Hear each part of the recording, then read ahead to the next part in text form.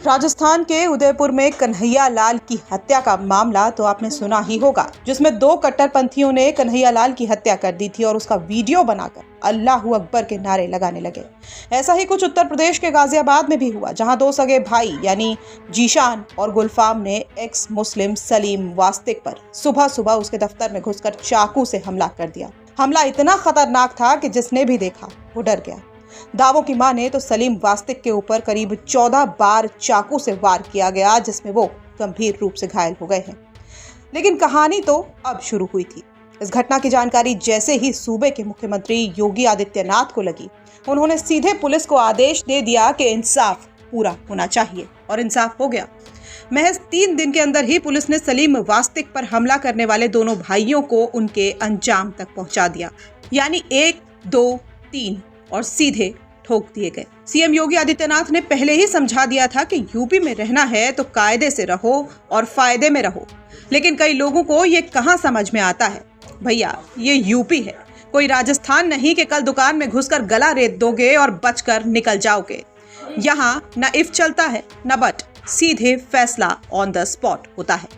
X मुस्लिम सलीम वास्तिक पर जानलेवा हमला करने वाले गुलफाम का भी वही अंजाम हुआ जो 2 दिन पहले उसके भाई जीशान का हुआ था, यानी कट्टरता के नाम पर गला रेतने आए थे और खुद अल्लाह को प्यारे हो गए। तो हुआ ये कि मंगलवार की रात करीब 9:20 पर वसुंधरा बिजली घर के सामने स्वॉट टीम और अपराध शाखा ने घेराबंदी की थी। बाइक सवार 2 बदमाशों को रुकने का इशारा किया गया, लेकिन रुकना शायद उनकी फितरत में नहीं था। पुलिस के मुताबिक उन्होंने ताबड़तोड़ फायरिंग शुरू कर दी। जवाबी कार्रवाई में 2 पुलिसकर्मी घायल हुए। एसीपी और अन्य अधिकारियों की बुलेट प्रूफ जैकेट पर गोलियां लगी। इसके बाद वही हुआ जो ऐसे हालात में होता है। आत्मरक्षा में की गई फायरिंग में गुलफाम घायल हो गया। उसे अस्पताल ले जाया गया, जहां डॉक्टरों ने उसे मृत घोषित कर दिया।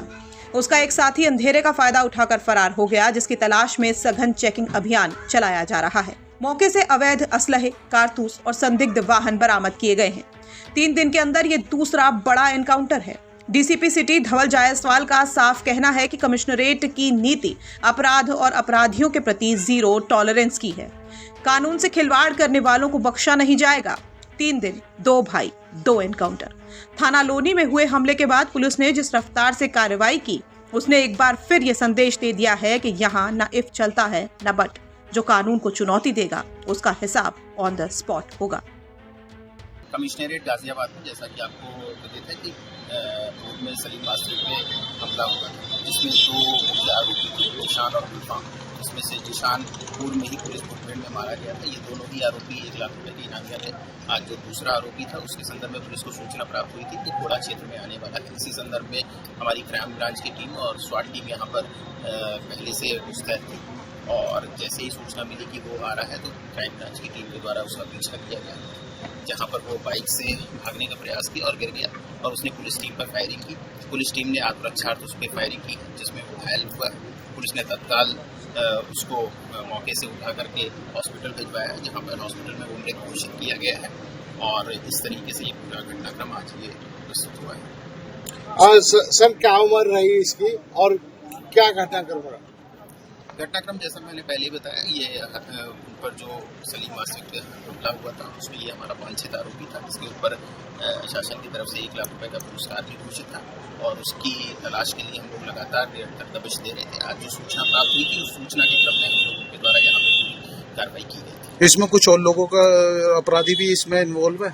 ये सारा भी विवेचना के क्रम में आगे इसकी तफ्तीश जारी है। विवेचना में जैसे ही डेवलपमेंट होगा हम लोग आपको अवगत कराएंगे। सर, 2 भाई हैं और दोनों ही क्रिमिनल प्रवक्ते हैं, दोनों का एनकाउंटर हुआ। दोनों आरोपियों के द्वारा जघन्य घटना कारित की गई थी, और उस जघन्य घटना के कारित करने के कारण उनके ऊपर इस तरह की कार्रवाई की गई। सर, क्या कुछ वजह घटनाएं निकल सामने आ रही? जैसा कि मैंने पहले बताया, ये सारी चीजें भी अंडर इन्वेस्टिगेशन है। जैसे इन्वेस्टिगेशन का डेवलपमेंट होगा आपको अवगत कराया जाएगा। क्या सर क्रिमिनल माइंडेड थे? क्योंकि क्या आपराधिक इतिहास था इनका? आपराधिक इतिहास के संदर्भ में भी हम लोग की जांच पड़ताल चल रही है। फिलहाल जो घटनाक्रम था सलीम वास्तिक के ऊपर जो उनकी हमला थी, उससे एक अंदेशा तो ये लगता है कि ये इनकी आपराधिक प्रवृत्ति रही थी। बाकी चीजों की जो जानकारी है वो विवेचना के क्रम में अवगत कराई जाएगी। गाजियाबाद से मयंक गौड़ की रिपोर्ट, यूपी तक।